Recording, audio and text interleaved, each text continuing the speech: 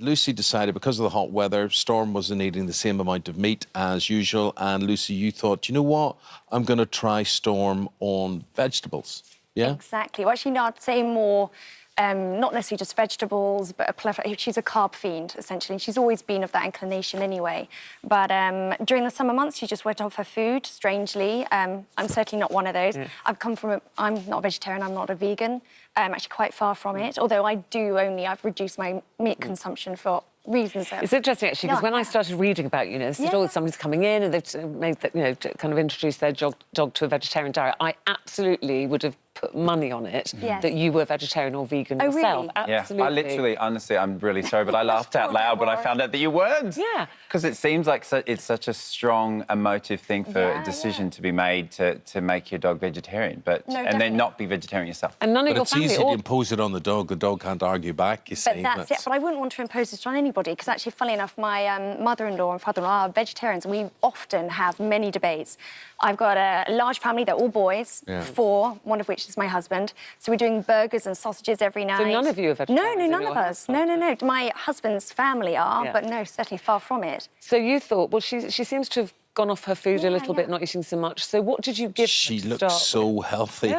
She's a bit pale, though, maybe. What do you think? Valid point, yeah. What kind of, you know, when people say vegetarian food, I'm thinking like you boiling, you know, broccoli and carrots and giving her a bowl of that, or is this shop bought? It is shop bought. How it came about is my neighbour, Ben, he found that his dog, Dublin, went off food not too dissimilar to Storm. And so obviously over the fence you have that conversation, and he'd speaken to, there's lots of yummy mummies where we live, and they're all kind of vegan, clean eating and all of that, and they were suggesting all different types of foods, which was lovely, but again, very sceptical.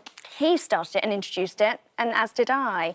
And she seemed to perk up, be a lot happier. And does she like it straight away? Like, you put that food down, she didn't turn her nose up? She likes more of the wet food type thing. It's more palatable as she's drinking loads of water.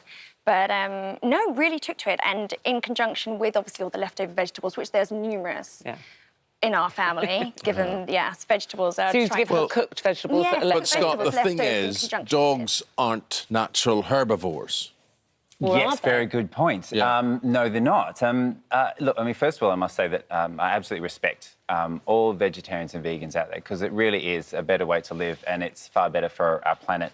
People make these decisions for a lot of reasons. It's all about choice, and they're making it for cultural reasons, for religious ones, and for reasons of animal welfare. But the point is that it is a choice, and our pets can't make that choice, as you said at the top of the item, Eamon. So it is something that we have to be exceptionally careful about. And if they can't make the choice, we need to do the fallback, which is rely on natural history. And natural history would dictate that dogs are omnivores. They eat a mixture of meat and plant in order to get all the essential vitamins and minerals. Well, you say dogs can't make choice, but in this programme they can make choice, right, Lucy? Certainly. So if you don't mind, we've got Charlie here and we've got Alex, and they've got 2 bowls here, right? Oh, no. One is full of vegetables and one is full of meat. Eamon.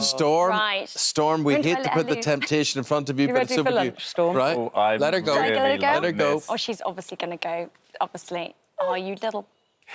Yes. I didn't swear. And there is natural selection. Yeah. Oh, she's checking it out. Well, in fairness, the weather has cooled down quite dramatically. Yes, of course it has. Yes, but look, this is a dog acting naturally, I think. In an environment that you're in, where you've got a whole bunch of boys around all eating meat, you can't really assure that she is only eating just vegetables, because clearly she's going to have a few scraps of bacon flying around. She's having a little... See, but what she's doing, she's mixing it up. So actually, this is her being an omnivore. Is there any harm in a dog having a purely vegetarian or vegan diet? Yes, there can be. The one thing that I gleaned from one of my favourite vegans, who's one of my receptionists, I spoke to her about it, and she goes, she wouldn't choose that for animals because it's so hard to get it right for people. And so for you at home to try and make like a home-cooked diet, or even rely on some of the vegan and vegetarian dog foods on the market, some of them it is funny here. Storm does have a wee look at the vegetable bowl, which she's doing now. She sniffs it, she looks at it, and she's not eating any of it. None of it. She hasn't swallowed any of it.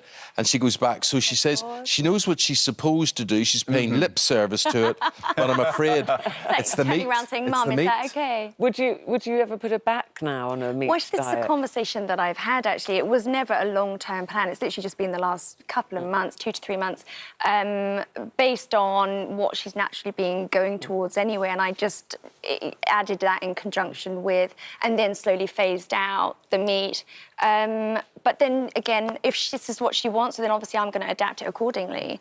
So If people want to do a vegetarian or vegan diet, could they then, do they have to look at supplements and things? Yes. What is it that would be lacking from having meat for a dog? So there's amino acids like taurine or L-carnitine. There's vitamin D, which you can't get. They can't synthesize through the skin like we can, and they need it in their diet, of which only animal proteins carry the D3.